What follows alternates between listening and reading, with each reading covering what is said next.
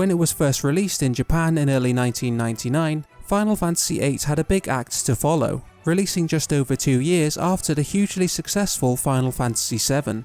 While there was always a risk that Final Fantasy VIII would be criticised simply for not being Final Fantasy VII, it's fair to say that Squaresoft didn't exactly play it safe and merely create a clone of FF7. If anything, FF8 was every bit as ambitious, throwing together romantic elements, teenage angst, conflict, science fiction, and time compression.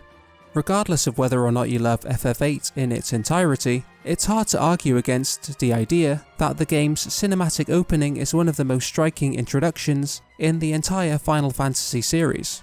In this video, I will go over some of the ways in which I believe the game's opening establishes the themes of the story so well.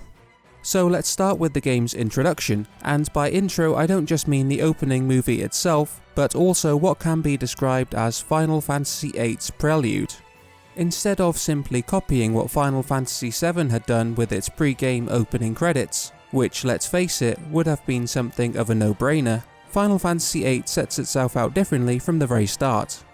The Monochrome opening credits introduce the game's major characters without clearly showing anyone's face, which in itself seems like an interesting artistic choice to me. Perhaps there is no deep underlying meaning here, but to my mind it creates something of an ambiguity regarding these characters. Who are the heroes and villains? We are given no real indications, and this ambiguity is arguably enhanced by the monochrome visuals which, at least at this very early stage, hint at the characters being morally grey.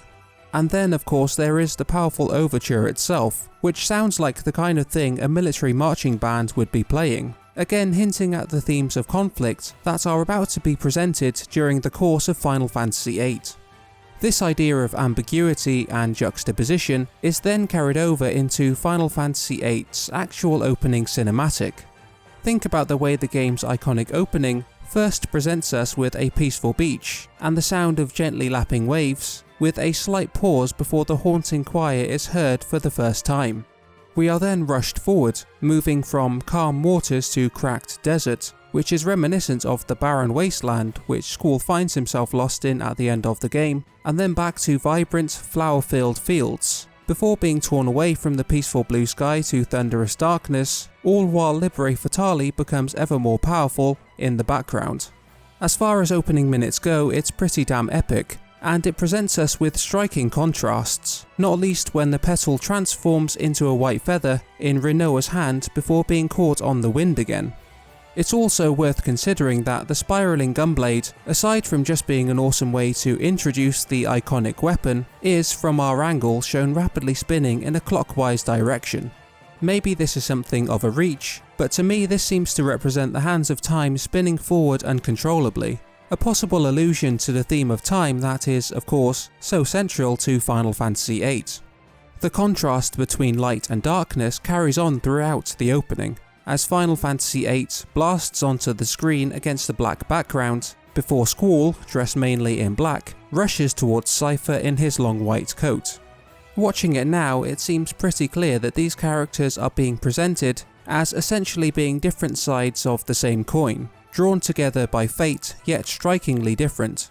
Taking this into account, it therefore makes perfect sense why the next segment, if that's a good way to describe it, focuses on Edea and Rinoa, the sorceresses who would come to be controlled by Ultimecia. Again, these cutscenes move quickly between bright and dark shots, seemingly depicting the torn nature of being a sorceress and the risks that stem from having such power. It's something of a blessing and a curse. It also seems noteworthy that the scene of Rinoa clutching at her ring necklace is shown twice during this opening movie, and this repetition seems like a deliberate choice. Later on in the game, of course, Rinoa asks Cell to borrow Squall's Griever ring and produce a copy of it for her, and we later see her wearing the ring attached to her necklace. While it isn't a major plot point, it feels like an interesting inclusion in a game where time is a central theme, given that rings can be seen as a representation of an unbroken cycle with no beginning or end, symbolising eternity or the concept of endless return. Not to mention the fact that we do again see rings feature in Final Fantasy VIII's ending with Rain and Laguna. There is also the repeated use of feathers within the opening cinematic, and there is also a contrast here between the white feathers that are shown early on and the black feathers that appear later. Again, there is this representation of light and darkness, and it brings to mind the idea of yin and yang, forces that are complementary to one another and which require each other's existence to be whole, even though they also represent contrast. Again, it's the idea of being two sides of the same coin, and to me it symbolises the way in which Squall and Cypher end up taking different paths, yet in effect become the same thing, a sorceress's knight.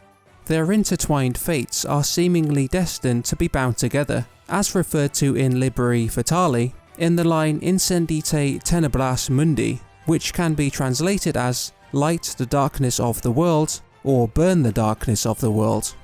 Anyway, I will wrap up this video here, but I would be interested to know what your thoughts are on Final Fantasy VIII's cinematic intro. How well do you think it sets up the themes that run throughout the rest of the game? And is there anything else you noticed that strikes you as important? Leave your comments below. If you enjoyed this video, it would be great if you could hit the like button, and please subscribe as well if you aren't already subbed. Anyway, until next time, thanks for watching.